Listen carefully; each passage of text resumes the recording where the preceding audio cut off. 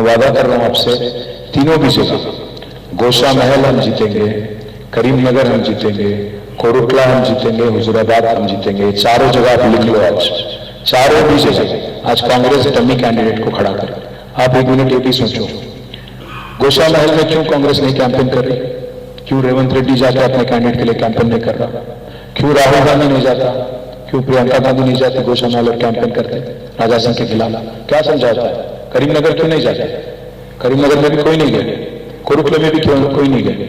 जहां 3-3, 4-4 बदमाश लोग कंटेस्ट कर रहे हैं, जो खुलेआम कहते हैं कि मुझे मुसलमानों से नफरत है, उनको वहां पे कांग्रेस ने क्यों डमी कैंडिडेट को टिकट दिया?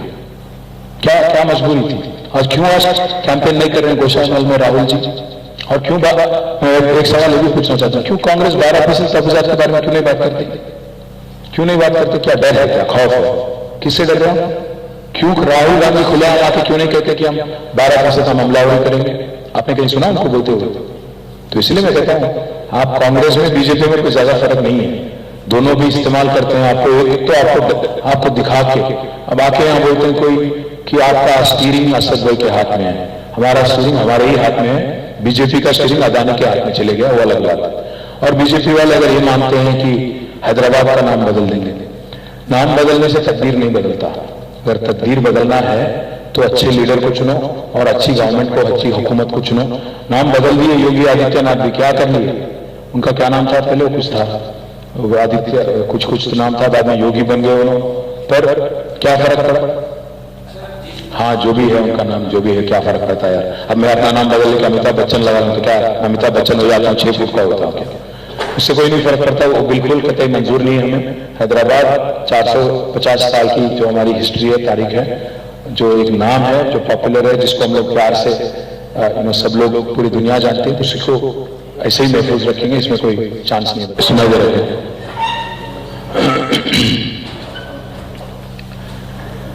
आप सबका शुक्रिया। मैं पहली बात तो आप सबका शुक्रिया अदा करना चाहता हूं कि आप इतना सुबह आप आ गए।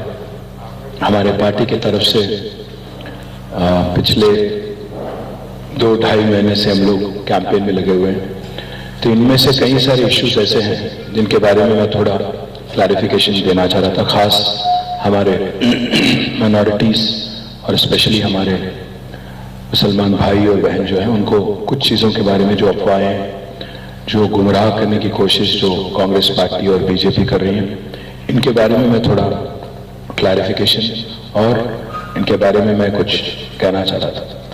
पहली बात तो यह है कि कांग्रेस पार्टी एक जबरदस्त नेगेटिव प्रोपेगेंडा चलाते हुए हमारी केसीआर साहब की हुकूमत को, बीआरएस हुकूमत को बदनाम करने की बहुत बड़ी कोशिश कर रही है।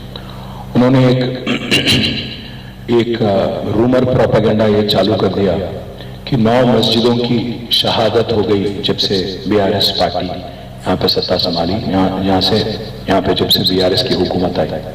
मैं खुलासा करना चाहता हूँ, क्लैरिफाई करना चाहता हूँ आप सबको, इसमें कोई सच्चाई नहीं है, बिल्कुल ही गलत है, सरासर गलत है। ये झूठ के बुनियाद पे आज एक नेगेटिव प्रोपेगेंडा कांग्रेस पार्टी जो कर रही है, ये सरासर गलत है। मैं पूरी तरह से मैं डिटेल भी लाया, मैं पूरा छानबीन करके, तहकीकात करके हमारे पार्टी की तरफ से और हमारे गवर्नमेंट की तरफ से मैं जो भी आज डिटेल कह रहा हूँ, I am up for any scrutiny. आप कोई भी स्क्रूटिनी आप करना चाहें, हम तैयार हैं। जो 9 मस्जिदों की बात कर रहे हैं कांग्रेस पार्टी वाले, मैं बोलना चाहता हूँ, मस्जिद यखाना और अशूर खाना अंबरपेट में जो मस्जिद थी, वहां पे हुआ क्या है कि ओरिजिनली एक रेसिडेंस था, और अंबरपेट की जब फ्लाईओवर बन रही थी वो 6 नंबर चौरस्ते पे, तो रोड एक्सपेंशन के वास्ते जब बात आई ये मस्जिद खाना अशूर खाना की, तो वहां पे एक मुस्लिम फैमिली रह रही थी। उन्होंने इनफैक्ट किराए पे भी दिया हुआ था एक शॉप के वास्ते। तो जब जीएचएमसी ने उनको अप्रोच किया तो उन्होंने 2.5 करोड़ उनसे जीएचएमसी से कॉम्पेंसेशन भी लिया, और उन्होंने खुद आगे आके वो लैंड को सरेंडर किया। मैं पहली बात तो ये कहना चाहता हूँ, फैमिली आगे आई, कॉम्पेंसेशन ली, बाद में ये हुआ। साथ ही साथ तेलंगाना सेक्रेटेरिएट जब नहीं बन रही थी, पुरानी जब सेक्रेटेरिएट तोड़ के नई बनाने की जो बात हुई, तो उसमें मस्जिद दफ्तर मोतमदी और मस्जिद हाशमी दोनों के बारे में बहुत सारे अफवाहें, बहुत सारे लोग आज कैंपेन कर रहे हैं, बट ये हकीकत तो यह है कि दोनों के दोनों शानदार तरीके से बनाए गए।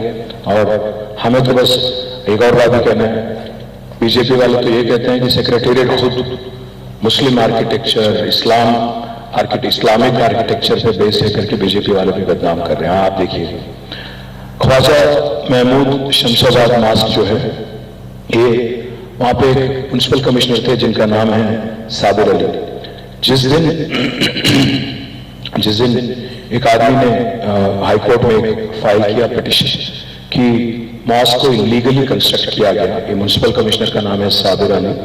जब साबिर अली साहब आगे आके वो हाईकोर्ट ऑर्डर इंप्लीमेंट करने के कोशिश कर रहे थे, तो हमारे महमूद अली साहब, हमारे होम मिनिस्टर साहब खुद चले गए वहां पे और सारे वक्फ बोर्ड के भी अफसरों को लेके गए और अल्टीमेटली उसको पूरी तरह से रिकंस्ट्रक्शन भी, ख्वाजा महमूद शमशाबाद मॉस्क का रिकंस्ट्रक्शन भी पूरी तरह से हम लोग मुकम्मल कर दिए। साथ ही साथ कुतुब शाही मस्जिद शामिलपेट में इसकी भी शहादत की बात हुई थी, बात फैला रहे हैं। तो मैं कहना चाहता हूं, ये जो काम था, ये करतूत जो था, कुछ चंद वहां पे लैंड ग्रैबर थे, उनकी थी। और जब लैंड ग्रैबर आए, उस पर पड़े, उसमें गवर्नमेंट का कोई हाथ नहीं आए और उसको गिराने की कोशिश करे, तो उसको पुलिस ने और ऑफिसर्स ने और लोकल जनता ने पूरी तरह से, लोकल जो हमारे हिंदू भाई है उन्होंने भी इसकी सपोर्ट की और पूरी तरह से रिकंस्ट्रक्शन भी करवा दी। यह है कुतुब शाही मस्जिद शामिलपेट। और एक कुत्तागुड़म भद्रावती में 2019 की बात हो रही है कि एक मस्जिद की शहादत हो गई जो फॉरेस्ट एरिया में थी। बट मैं फिर से कहना चाहता हूं, वहां पे भी रिकंस्ट्रक्शन हो गया और वहां पे भी फिर हुकूमत नहीं आगे आके पूरी तरह से कुत्तागुड़म भद्रावती में 2019 में ही फॉरेस्ट वालों को मना के रिकंस्ट्रक्शन भी हमने करवा दिया। साथ ही साथ मस्जिद नूरी शमशाबाद, ये मस्जिद जो है पूरी तरह से आज भी महफूज है, पूरी तरह से इंटैक्ट है। अगस्त में उसके बगल में जो मलगियां थी, वो भी NH national highway authority of India वाले वो मलगी हटाए, पर पूरी मस्जिद पूरी तरह से महफूज है। और मैं एक और बात भी कहना चाहता हूँ, इसके बारे में मैं खुद वाकिफ हूँ।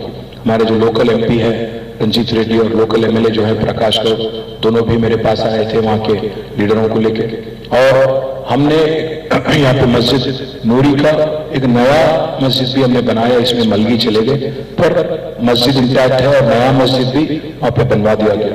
साथ ही साथ एक आरोप ये भी लगा जा रहा है कि जलालगुड़ा बालापुर में एक उस्मान मोहम्मद करके कांग्रेस लीडर है, वो फैलाए जा रहे हैं कि यहाँ पे कुछ हुआ, पर मैं कहना चाहता हूँ यहाँ पे हुआ ही कुछ नहीं। वहां पे मस्जिद का, वहां पे कोई प्रूफ भी नहीं है कि वहां पे एक मस्जिद था। तो जो उस्मान मोहम्मद है, ये जो आज कह रहे हैं, ये जो आरोप लगा रहे हैं, सरासर गलत है। मैं आपसे कहना चाहता हूँ। आखिरी में 9वीं मस्जिद कुतुब शाही मस्जिद जो हयात बख्शी मस्जिद के बारे में भी कुछ लोग क्लेम कर रहे हैं कि इनकी भी शहादत हो गई, बट मैं कहना चाहता हूं आपसे, कोई प्रूफ नहीं है इसके बारे में, कोई एविडेंस नहीं है कि ये सच है। भाइयों, इसलिए मैं कहना चाहता हूं, आप जो एक फॉल्स प्रोपेगेंडा, जो रूमर मिल जो चल रहा है आज, इसको लेके थोड़ा होशियार रहिएगा, क्योंकि आज तेलंगाना में जीतने के लिए कुछ भी बोल के, मतलब नेगेटिव प्रोपेगेंडा चला के, कुछ भी बोल के, झूठ को वही सच बोलने का एक तरीका निकाल के, एक झूठ को 100 बार बोल के आज जबरदस्ती एक कोशिश कर रही है कांग्रेस पार्टी और बीजेपी वाले। इसके बारे में मैं हर किसी से कहता हूं कि आप होशियार रहिए। मुझे तो कांग्रेस पार्टी की रवैया देख के मुझे ये लग रहा है, आज जो प्यार जता रहे हैं, जो मोहब्बत जता रहे हैं, वो हमारे माइनॉरिटी ब्रदर्स, खास हमारे मुसलमान भाई और बहन की तरफ, मुझे एक कहावत याद आ गई, एक बिल्ली 100 चूहे खा के हज को निकली। वो कहावत याद आ गई मेरे को। कई को बोले तो आज 55 साल हुकूमत चलाने वाली कांग्रेस, 55 साल हुकूमत चलाने वाली कांग्रेस आज आके ये कहती है कि मुसलमान गरीब है, लाचार है, पासमंदगी में फंसा हुआ है। तो मैं पूछना चाहता हूं भाइयों, कौन जिम्मेदार है? 55 साल हुकूमत चलाने वाली कांग्रेस जिम्मेदार है कि 9 साल हुकूमत चलाने वाले केसीआर जिम्मेदार है। आप सोचिएगा। एक बात मैं इस चीज पे कहना चाहता हूँ, आज कांग्रेस पार्टी इतनी कंफ्यूज्ड है, इतनी बुरी तरह कंफ्यूज है, क्योंकि उनको किसी भी हाल में वोट चाहिए। इतना कंफ्यूज है वो कि उनके माइनॉरिटी डिक्लेरेशन खुद आज गड़बड़ है। और मैं आज पूरी जिम्मेदारी के साथ बात कर रहा हूं, आज कांग्रेस पार्टी ने जो माइनॉरिटी डिक्लेरेशन लाया, ये अगर अमलावरी होगी इसकी तो सबसे ज्यादा नुकसान होगा मुसलमानों का। वो इसलिए क्योंकि कांग्रेस पार्टी कहती है अपने माइनॉरिटी डिक्लेरेशन में कि सेंसस कराएंगे और माइनॉरिटीज को ले जाकर मुसलमानों को बीसी में डालेंगे। मैं पूछना चाहता हूं, बीसी और मुस्लिम का क्या वास्ता है? हाँ, 4% तहफुजात के लिए मुसलमानों को, चंद मुसलमानों को, चंद कम्युनिटीज को ऐड किया गया बीसी में, बीसीई करके एक कैटेगरी बना के ऐड किया गया। पर इसका मतलब ये नहीं कि पूरे के पूरे मुसलमान आज बीसीई कैटेगरी में हैं। आज बीजेपी और कांग्रेस दोनों भी एक ही आवाज से बोल रहे हैं। अमित शाह, किशन रेड्डी और नरेंद्र मोदी ये कहते हैं कि 4% तहफुजात हटा देंगे। मैं उनसे कह रहा हूं, आपसे भी कह रहा हूं और कांग्रेस वालों से भी कह रहा हूं, जो 4% तहफुजात है ये रिलीजन के बेसिस पे नहीं है। बैकवर्ड क्लासेस कमीशन ने मुसलमानों में जो लोग गरीब हैं, जो लोग पॉवर्टी, बिलो पॉवर्टी लाइन है, उनको बीसीई कैटेगरी में, उनको हर किसी मुसलमान को नहीं, उनमें से कुछ लोगों को इसमें ऐड करते हुए फिर बैकवर्ड क्लास कमीशन ने ये रिपोर्ट दिया था कि आप रिजर्वेशन अमल करो। आज अगर सेंसस करेंगे, जैसा कांग्रेस पार्टी कह रही है, कास्ट सेंसस करेंगे और मुसलमानों को ले जाके अगर बीसीस में अगर इंक्लूड कर देंगे, आपका माइनॉरिटी दर्जा चला जाएगा। माइनॉरिटी वेलफेयर मिनिस्ट्री नहीं रहेगी, माइनॉरिटी कमीशन नहीं रहेगी, माइनॉरिटी कॉर्पोरेशन नहीं रहेगी, और माइनॉरिटीज के लिए अलग से जो आपके लिए एक प्रोविजन है, क्योंकि आपको ऑलरेडी दस्तूर आपको पहचानती है। आज रिलीजियस माइनॉरिटीज को कॉन्स्टिट्यूशन ऑफ इंडिया रिकॉग्नाइज करती है, दस्तूर रिकॉग्नाइज करती है। बट कांग्रेस पार्टी का ये नादानी नहीं है। मुझे तो लगता है कि आज आरएसएस का आदमी आज कांग्रेस पार्टी को चला रहा है तेलंगाना में, रेवंत रेड्डी।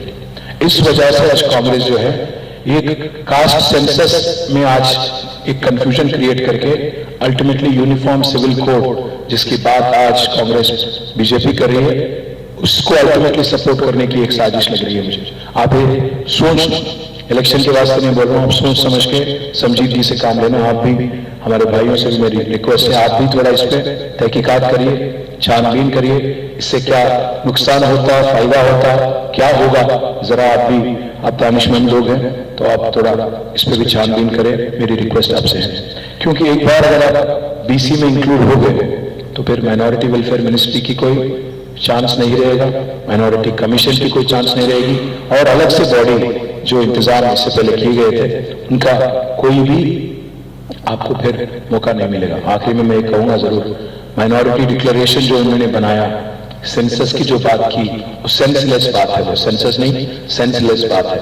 मैं फिर से कहता हूं, अगर वो सेंसस होगा, अगर आपको ले जाकर बीसी में डाला जाएगा तो यूनिफॉर्म सिविल कोड जरूर अमलावरी करने में ये फर्स्ट स्टेप हो जाएगा, पहला कदम होगा, आप याद रखिएगा। और आज तक जब से मैंने ये मुद्दा उठाया तब से लेकर आज तक वो कांग्रेस पार्टी वाले कम से कम क्लैरिफाई तक नहीं करे। मैं जो बात कह रहा था आपसे 4% तहफुजात के बारे में, मैं याद दिलाना चाहता हूं, बैकवर्ड क्लासेस कमीशन ने मुसलमानों में से 14 सेक्शन को पहचाना और उनके वास्ते अमलावरी की।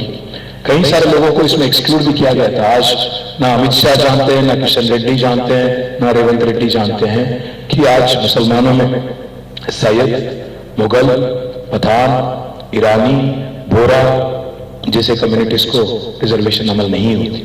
जो गरीब है, जैसे बार्बर है, बुचर है, स्टोन क्रशर है, वॉशरमैन है, जो गरीब है, एकदम गरीब है, उनको गरीबी के हिसाब से, सोशियो इकोनॉमिक स्टेटस के हिसाब से रिजर्वेशन दिया जा रहा है। ये जो बात फैलाने की कोशिश बीजेपी कर रही है, जो साजिश बीजेपी कर रही है कि रिलीजियस बेसिस पे रिजर्वेशन है, इस सरासर गलत है। और फिर से मैं कहता हूं, हमने वादा किया था 12% तहफुजात का, हम उस पर बिल्कुल कंसिस्टेंट है। 2016 में हमने तेलंगाना असेंबली में एक बिल पास किया कि आप बढ़ाइए रिजर्वेशन। सुधीर कमीशन को हमने बिठाया और उस कमीशन के बेसिस पे, रिलीजन बेसिस पे नहीं बल्कि उनके कमीशन के बेसिस पे हमने बिल पास करके दोनों भी हाउसेस में, असेंबली में, काउंसिल में हमने दिल्ली भेजा। पर दिल्ली में जो बीजेपी की हुकूमत है, आप तो जानते ही हैं आपकी तरफ उनकी क्या रवैया है। इसलिए भाइयों मैं आपसे कहना चाहता हूं, मैं क्लैरिफिकेशन देना चाहता हूं, पूरी कोशिश हमने की कि यहां से जो बिल हमने भेजा दिल्ली, केंद्र सरकार को वहां पे जो यूनियन गवर्नमेंट है उसको मनाने की कोशिश हमने की। पर मोदी सरकार तो आप जानते ही हैं, जो 4% है उसको रद्द करने में पड़े हुए हैं। इसीलिए हमको कोई इंटेलेक्चुअल्स, मुस्लिम इंटेलेक्चुअल्स हमारे पास आए, केसीआर साहब के पास, और उन्होंने एक सलाह मशवरा दिया कि भाई ऐसा है, मोदी तो नहीं करने देंगे आपको 12%, तो आप ऐसा करो, कहीं 12% के चक्कर में 4% ना हो जाना, क्योंकि फिर तो तबाही मचेगी और सारे के सारे लोग आपके खिलाफ हो जाएंगे। और ये सरासर नाइंसाफी है। हमारे यहाँ जो रिजर्वेशन जिनको मिला 4%, उनके लिए बहुत बड़ी मतलब खात्मा होगा, बहुत बड़ी खतरनाक उनके लिए एक स्टेप हो जाएगा। तो इसलिए हमने स्ट्रेटेजिकली बिल पास करने के बाद भी हमने स्ट्रेटेजिकली थोड़ा एक गवर्नमेंट पीरियड हमने अपनाया। वादा बात करते हैं आपसे, 2024 में उम्मीद है कि एक सेक्युलर गवर्नमेंट बनेगी, यूनियन गवर्नमेंट, और उसमें बीआरएस का भी अहम भूमिका रहेगा, अहम रोल रहेगा। तो वादा यह है, जो 2016 में हमने असेंबली में बिल पास की 12% तहफात की, उसको फिर ले जाएंगे दिल्ली और लड़ेंगे और इंशाल्लाह हासिल भी करेंगे, ये वादा आपसे। साथ ही साथ एक और चीज मैं कहना चाहता हूं, चाहे कोई भी हो, अमित शाह हो या जो भी हो, कुछ भी बोले, 4% हटाना उनके बस की बात नहीं है, क्योंकि ये जो है सोशियो इकोनॉमिक बुनियाद पे रिजर्वेशन दिया गया और इसको लेकर सवाल भी कई लोगों ने किया, कोर्ट में भी ये ठहरा नहीं। तो आज जो एक बहकावे में लाने की, हमारे हिंदू भाइयों को, थोड़े लोगों को जो जज्बाती है उनको थोड़ा बहकावे में लाने की जो कोशिश अमित शाह कर रहे हैं, मैं हमारे हिंदू भाइयों से भी कहना चाहता हूँ, जो रिजर्वेशन दी गई वो रिलीजन की बुनियाद पे नहीं है, सोशियो इकोनॉमिक बुनियाद पे है। इसलिए आप भी बहक मत जाना, मैं कहता हूँ। एक और चीज मैं कहना चाहता हूँ, जब all India Muslim personal law board के सदर और उनके साथी पूरे आए थे केसीआर जी से मिलने, हमने साफ साफ ये कह दिया कि यूनिफॉर्म सिविल कोड को लेके हमारी रवैया साफ है। किसी भी हाल में यूनिफॉर्म सिविल कोड को हम किसी भी हाल में सपोर्ट नहीं करेंगे। वो इसलिए क्योंकि यूनिफॉर्म सिविल कोड की जो प्रपोजल है दस्तूर के खिलाफ है। आज अगर आप देखेंगे कॉन्स्टिट्यूशन ऑफ इंडिया को, उसमें गारंटी दी गई आर्टिकल 25 में, freedom to profess and practise religion, उसके खिलाफ है। साथ ही साथ article 29, right to have a distinct culture. Uniform civil code मुसलमानों के खिलाफ ही नहीं है। आज हिंदुस्तान में कई ऐसे ट्राइबल ग्रुप हैं जिनकी अपना अलग पहचान है, तो उनके भी खिलाफ है। तो इसलिए मैं कहना चाहता हूँ, यूनिफॉर्म सिविल कोड के मुखालिफत जो हम कर रहे हैं वो मुसलमानों के वोट के वास्ते नहीं कर रहे हैं, ये हिंदुस्तान के लिए एक खतरा बन सकता है। हिंदुस्तान में जो स्पेशल ग्रुप्स हैं उनके लिए खतरा बन सकता है। इसलिए मैं कहता हूं भाइयों, आज ना सिर्फ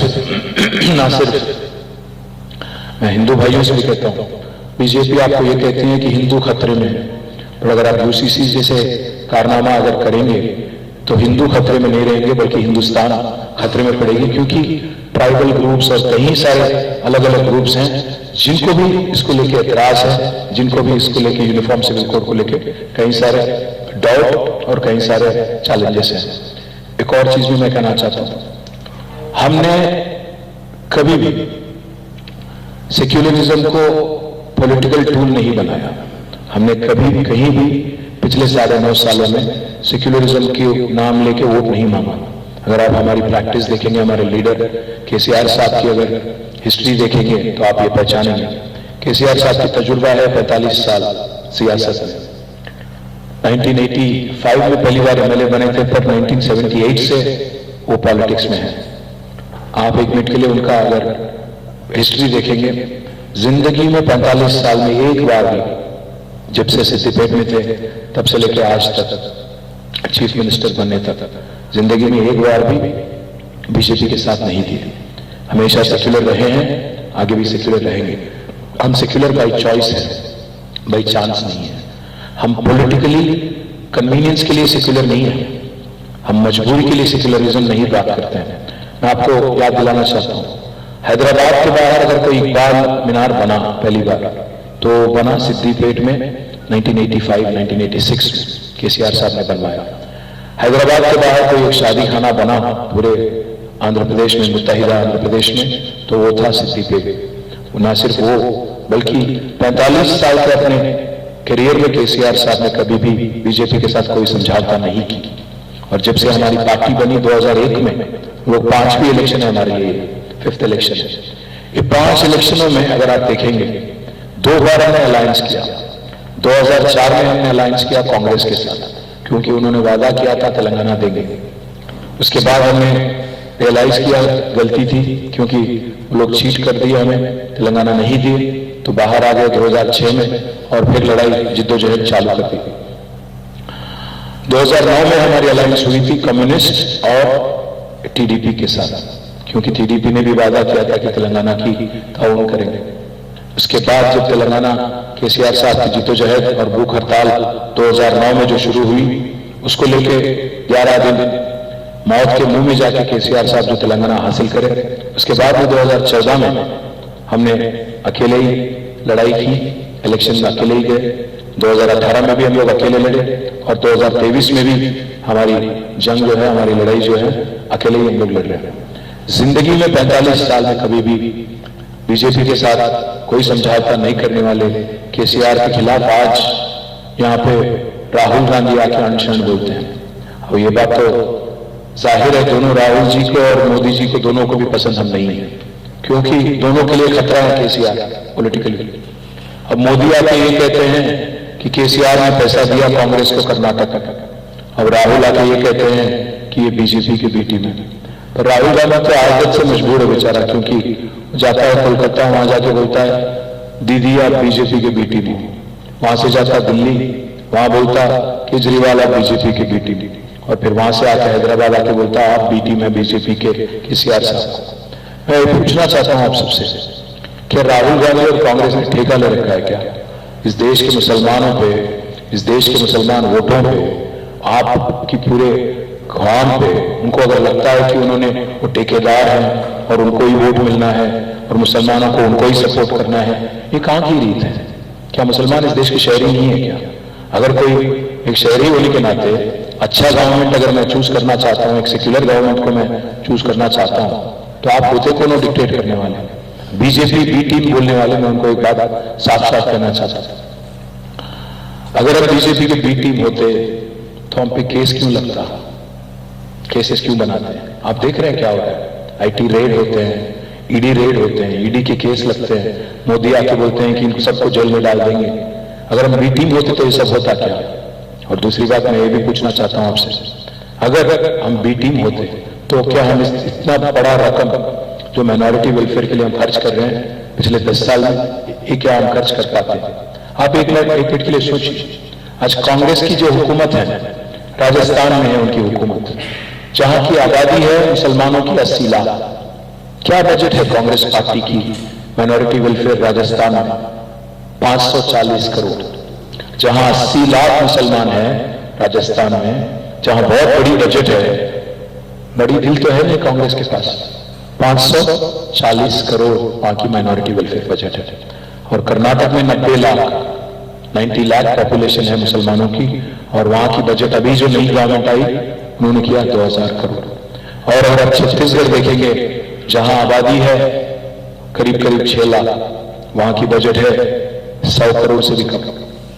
भाई मैं पूछना चाहता हूं, पूरे हिंदुस्तान में आज सबसे ज्यादा आबादी अगर मुस्लिम्स की है तो वो है उत्तर प्रदेश में, जहां 4 करोड़ आबादी है, जहां की बजट है 1700 करोड़। इसके बाद आता है वेस्ट बंगाल। वेस्ट बंगाल में अगर आप देखेंगे तो 2.5 करोड़ मुसलमान है, जहां की बजट है 2000 करोड़। उसके बाद आता है महाराष्ट्र, 1 करोड़ 40 लाख वहां की आबादी है और वहां की बजट है 670 करोड़। उसके बाद है राजस्थान, जहां की बजट अभी मैंने बताया आपको, पॉपुलेशन 80 लाख है और बजट है 540 करोड़। और तेलंगाना की नंबर 6 नंबर 6 है, 50 लाख यहाँ की आबादी है और यहाँ की बजट है 2200 करोड़।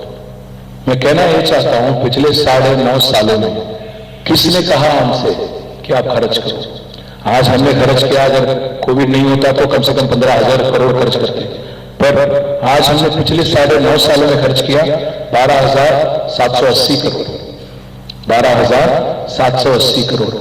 तारीख में मुझे एक ऐसी हुकूमत दिखा दें आप जिसने इससे ज्यादा रकम माइनॉरिटीज के लिए खर्च किया हो, कांग्रेस का हो या जो कोई और गवर्नमेंट हो, मुझे एक दिखाइए पूरे 75 सालों में हिंदुस्तान में, इस मुल्क में इससे ज्यादा माइनॉरिटीज के लिए खर्च करने वाली एक गवर्नमेंट मुझे दिखा दें।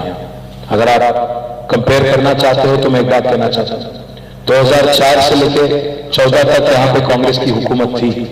कांग्रेस की हुकूमत ने आंध्र प्रदेश में, मुत्तहिदा आंध्र प्रदेश में कुल मिला के खर्च किया तेलंगाना इलाके में 930 करोड़ 10 सालों में, मतलब सालिना 100 करोड़ भी नहीं खर्च कर। हम लोग खर्च कर रहे हैं 2200 करोड़ और वो लोग नहीं खर्च कर पाए कम से कम 100 करोड़। और ये लोग आके आज हम पे शिकायत करते हैं, हम पे आरोप लगाते हैं। जैसा मैं कहा, हम सेक्युलर बाई चॉइस है, पॉलिटिकल कंपल्शन की तरफ से नहीं है। हमें हमारी सेक्युलरिज्म को दिखाने के लिए 4000 किलोमीटर चलने की जरूरत नहीं है। 4 कदम चलेंगे और जो हमारे अगल बगल में हमारे जो मुसलमान भाई है, क्रिश्चियन भाई है, उनसे मिलेंगे, उनके हाथ मजबूत करके 4 कदम चल के हम दिखा देंगे, जैसा पिछले 9.5 सालों में हमने दिखाया 4 कदम। मैं ये बात जरूर कहूंगा आपसे कि हमने कभी ये नहीं सोचा कि अगर बजट दे दिया तो कोई मेहरबानी हमने कर दी। हमने फर्ज माना, इसको हमारा फर्ज माना, हमने इसको हमारी जिम्मेदारी हमने मानी, इसीलिए हमने ये सब कुछ किया। हमने कभी वादा भी नहीं किया, हमने कोई डिक्लेरेशन नहीं दिया, वादा नहीं किया कि हम रेजिडेंशियल स्कूल बनाएंगे आपके लिए। और आज 205 रेजिडेंशियल स्कूल है हमारे माइनॉरिटी भाइयों के लिए, बहनों के लिए। आप मुझे एक ऐसी रियासत बता दें पूरे हिंदुस्तान में जहां 205 रेजिडेंशियल स्कूल तश्कील किए गए, जहां 1,32,000 बच्चे पढ़ते हैं, जिनकी देखभाल आज 1,20,000 रुपया एक बच्चे और बच्ची पे खर्च करके उनकी देखभाल की जाती है।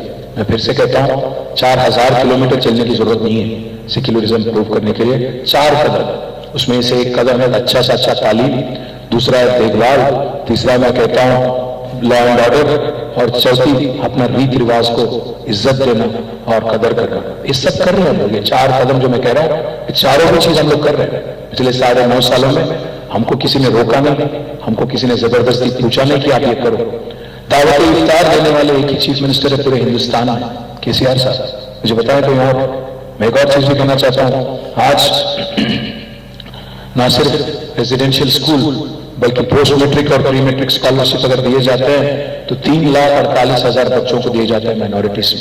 साथ ही साथ फीस रिइंबर्समेंट स्कीम 2,46,000 लोगों को आज फीस रिइंबर्समेंट स्कीम के जरिए फायदा पहुंचता है। और मैं ये भी कहना चाहता हूं, एक बात सुन के आप शायद आपको ताजुब होगा, आज माइनॉरिटीज में से 2,500 बच्चों को 20 लाख रुपया देके ओवरसीज स्कॉलरशिप देने वाले, 400 करोड़ रुपए उन पे खर्च करने वाले एक ही चीफ मिनिस्टर है पूरे मुल्क में, वो है केसीआर।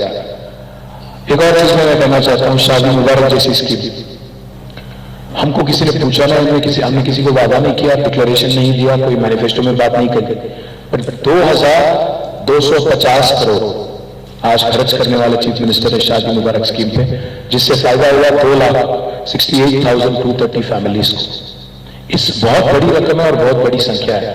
एक और चीज भी मैं कहना चाहता हूं, हमसे कोई पूछा नहीं, इमामों को, मौजनों को मदद करने के लिए, उनको कोई ऑनरोरियम देने के लिए हमें किसी ने पूछा नहीं। जब बात हुई पुजारियों को मदद करने की, पुजारियों को धूप दीपम स्कीम के अंदर उनको मदद करने की बात हुई थी, किसी ने पूछा नहीं हमें। पर केसीआर साहब ने खुद ऐलान किया कि इमाम और मौजन की भी देखभाल करेंगे। 17,000 इमाम और मौजन जो है उनको आज 5,000 का ऑनरोरियम दिया जा रहा है। वादा आपसे ये करते हैं कि 5,000 को 10,000 करेंगे और जरूर आगे तीसरी बार गवर्नमेंट बनने के बाद इनको भी, इमाम को, मौजन को और खतीब को भी हम लोग डबल बेडरूम का इंतजाम भी करेंगे और उनकी देखभाल भी करेंगे, क्योंकि हम जानते हैं अल्लाह के बंदे हैं और उनकी खिदमत करना अच्छी बात है। एक और बात भी आखिर में मैं कहना चाहता हूं भाइयों से, हमारे बहनों से, आप सोचिएगा एक मिनट के लिए, पिछले 9.5 सालों में एक अमन, भाईचारा और खुशहाली की माहौल आज तेलंगाना में पूरी तरह से आपको देखने को मिलता है। यहाँ पे सुकून से हम लोग सब लोग जी रहे हैं, चाहे हिंदू हो, मुसलमान हो, सिख हो, ईसाई हो, सब लोग हम लोग चैन के साथ, सुकून के साथ हम लोग रह रहे हैं। पर आप याद रखिएगा, जहां कांग्रेस वहां दंगा। इससे पहले जब कांग्रेस थी यहाँ पे, आपको याद होना चाहिए, इतना याददाश्त हमारी कमजोर नहीं होना चाहिए। जब कांग्रेस की दौर थी यहाँ पे 90s में, आपको याद होगा, एक चीफ मिनिस्टर को हटा के दूसरे चीफ मिनिस्टर को लाने के लिए हमारे हैदराबाद के पुराने शहर में, जो हकीकी हैदराबाद है, 400 लोगों की जान लेने वाली पार्टी है कांग्रेस। अगर मैं कांग्रेस के बारे में कहूं तो बहुत कुछ कह सकता हूं। मस्जिदों की शहादत के बारे में अगर कहूं तो बहुत है, दंगा के बारे में बात करूं तो काफी है। पूरे हिंदुस्तान में तारीख देखो आप, नेहरू की टाइम से लेके सोनिया गांधी जी की टाइम तक हर किसी के दौर में कांग्रेस ने नाइंसाफी की। मैं एक बात जरूर पूछना चाहता हूं, आज अगर राहुल लाके आपको बोलते हैं, मोहब्बत का इजहार करते हैं, कहते हैं कि हमारी आपके साथ एक वास्ता है, नाता है, मैं पूछना चाहता हूं भाइयों, 55 साल हुकूमत चलाने वाली कांग्रेस, आपने उनको बार बार मौका दिया और उन्होंने आपको बार बार धोखा ही दिया। किया क्या? अगर आपको सच्ची में उनके लिए दिल में आपकी तरफ मोहब्बत होती तो आज क्यों गरीब है मुसलमान? क्यों तेलंगाना की तरह स्कीम क्यों नहीं लगाते? बाहर आपके जो राजस्थान है, छत्तीसगढ़ है, कर्नाटक है, तेलंगाना जैसी स्कीम क्यों नहीं लगाते? आज कांग्रेस ये कहती है कि हम बहुत बड़ी रकम दे देंगे, बजट दे देंगे। जब थे यहाँ पे सत्ता में, हुकूमत में, 2004 से लेके 14 तक सालाना 100 करोड़ भी नहीं खर्च करे, आज आके बोलते 5000 करोड़ बजट दे देंगे। मैं कहना चाहता हूं, हमारी बजट आज इट इज ऑटोमेटिकली 5000 करोड़ हो जाएगी, 5000 करोड़ ऑटोमेटिक हो जाएगी, क्योंकि हमारी जो, अगर पिछले 9 साल का अगर आप ट्रैक रिकॉर्ड देखेंगे, परसेंटेज एलोकेशन देखेंगे, ऑटोमेटिकली हो जाएंगे। इसमें कोई नया वादा करने की जरूरत भी नहीं।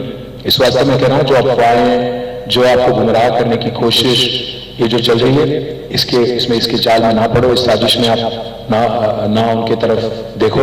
आखिरी में एक बात जरूर कहूंगा, हाँ, कोशिश तो ये है दिल्ली की तरफ से, दिल्ली से लड़ना हमारे लिए तो फितरत बन गई, क्योंकि इससे पहले हम लड़ रहे थे दिल्ली में जो हुकूमत थी तेलंगाना हासिल करने के लिए, जिद्दोजहद हमारी उनके खिलाफ।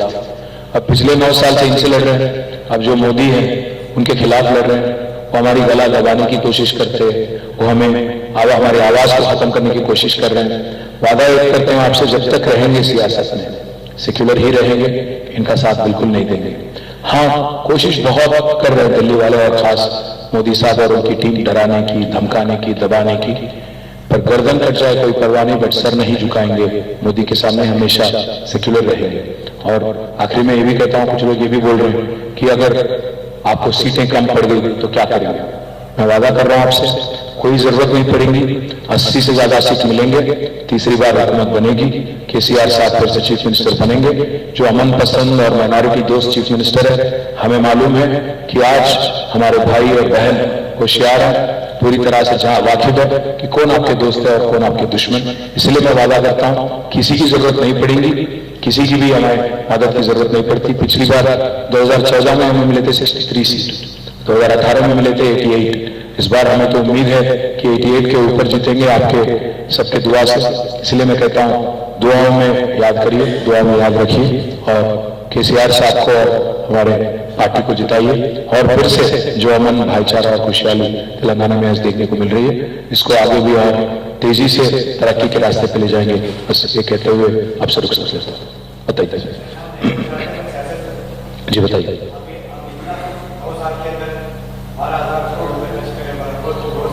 12,780 जी। नहीं, थोड़ा सियासत दूर हो गया, बाकी लोग हमारे साथ हैं।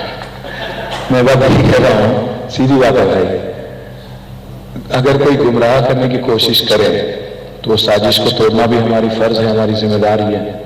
हमारा आमिर भाई से भी हमारी बात हुई थी, उनसे भी उनके साथ तो हम काम कर चुके हैं तेलंगाना जिद्दोजहद में।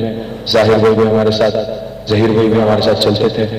तो आज जो थोड़ा एक माहौल बनाने की कोशिश, मतलब आज क्या होगा, तेलुगु में एक कहावत है कि झूठ में, నిజం కడప దాటే లోపల అబద్ధం ఊరంతా తిరిగి వస్తుంది అంటారు. అంటే सच जो है घर से बाहर कदम रखने से पहले झूठ जो है पूरा इतराफ में जाके पूरा 4 राउंड मार लेके आ जाता है. इस वास्ते मैं बोल रहा हूँ जो कांग्रेस जो कोशिश कर रही है, इस वास्ते मेरे को इतना डिटेल एक्सप्लेनेशन देना पड़ रहा है. मस्जिदों की शहादत के बारे में बात करते हैं, कहाँ हुआ है भाई बताओ, बोल तो कोई नहीं बोलते, बट व्हाट्सएप में वीडियो चलते रहते कि भाई लोग ये करे वो करे. इस वास्ते मुझे बोलना पड़ रहा नाम के साथ कि कहाँ क्या हुआ और क्या सच है क्या झूठ है. मैं आपसे भी रिक्वेस्ट करता हूँ जरा आप इस बात को फैलाइए, बताइए हर किसी को. हाँ मैं मानता हूँ, मैं ये नहीं कहूंगा कि हमें कोई कमियां नहीं है, कमजोरियां नहीं है, हमने कोई गलती नहीं की, ये नहीं कहूंगा. क्यों कि हम भी इंसान है, हम भी कोई भगवान तो नहीं है, इंसान है तो कुछ होंगे शायद. पर वादा आपसे ये है कि जो भी काम किए हैं शिद्दत से किए हैं, जो भी काम किए हैं सिंसियरली किए हैं, आगे भी ऐसे ही करें. जी जी जी जी जी जी. तो उसमें जो गरीब खानदान है जिसका बाप पैसे वाला है वो तो उसको एसग्रेशिया समझे, बोनस है आपकी तरफ से, मगर जो लोग गरीब लोग हैं सूद पे पैसा लाके वो 1 लाख रुपए की खातिर 75,000 रुपए और बढ़ाना पड़ता है. तो सिस्टम में कुछ ऐसा बदलाव आ गया कि ये 3 महीने के अंदर अगर मिल गया तो बहुत बेहतर. बिल्कुल. मैं एक साथ कल मैं ये बोला कि आपसे मिलने जा रहा हूँ, ऐसा बुलाया हमारे साथ बन के बोले तो मैं ये 3-4 खवातीन मेरे पास बोले जो जी जी बिल्कुल. मैं एक और चीज भी कहना चाहता हूँ. सही बात है, आप जो बोले सही बात है, थोड़ा लेट हुआ, खास कोविड के बाद थोड़ा लेट हुआ है, बट ग्रीन चैनल में डालेंगे ताकि जल्द से जल्द पैसे निकले और जल्द से जल्द उनको अगर शादी के वक्त तक अगर मिले तो और भी अच्छी बात है. बट कांग्रेस ने जो स्कीम लाया अभी शादी मुबारक की जगह वो बहुत खतरनाक है. कांग्रेस पार्टी ये प्रॉमिस करती है कि नया जो कपल है जो मैरिड है उनको दे देंगे पैसे, जो गरीब बच्ची है उनके फैमिली को नहीं मिलेगा. अब पैसा मिलेगा तो उनके इन लॉज को मिलेगा. आप ये भी सोचिए, ये भी इसको भी समझने की कोशिश करिए, क्योंकि जैसा आपने कहा मैं मानता हूँ थोड़ा अगर देरी हो गई तो जरूर उसको करेक्ट करेंगे, कोर्स करेक्शन करेंगे और जल्द से जल्द मतलब शादी के कम से कम 1-2 महीने के अंदर देने की कोशिश करेंगे और ना शादी के टाइम पे देने की कोशिश करेंगे, क्योंकि जैसा आपने कहा सूद के साथ थोड़ा तकलीफ होता था. पर इससे पहले आप ये भी याद रखना कि इससे पहले कोई स्कीम था ही नहीं. कम से कम केसीआर साहब आने के बाद एक नया स्कीम स्टार्ट करे, इसको लेकर कम से कम थोड़ा तो मदद मिल रही है.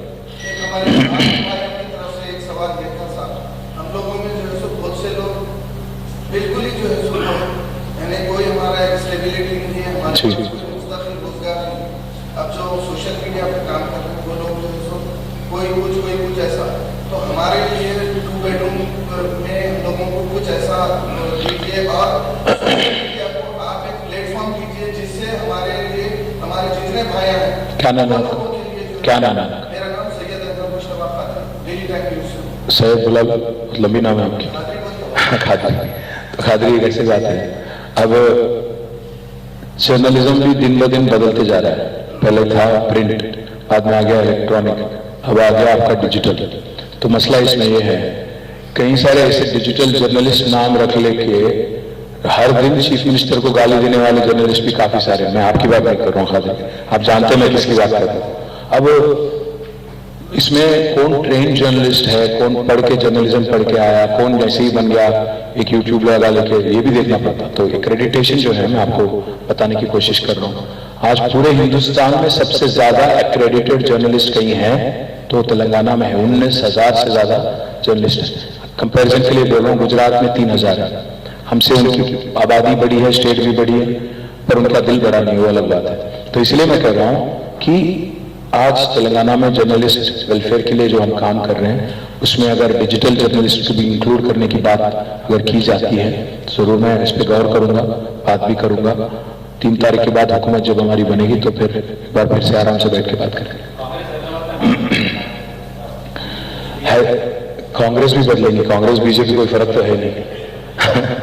कांग्रेस का अब गांधी भवन में गार्ड से बैठ गया, क्या बोल रहे हैं भाई, RSS का आदमी आके गांधी भवन में बैठ गया, गार्ड से बैठ गया वहां पे. तो इसलिए मैं बोल रहा हूँ चाहे कुछ भी कर लेंगे, मैं तो आपसे वादा कर रहा हूँ, आज आप याद रखो हम लोग बीजेपी को पिछली बार भी एक ही सीट तक उनको सीमित करें, वो हम थे. कांग्रेस में काबिलियत नहीं है बीजेपी को हराने.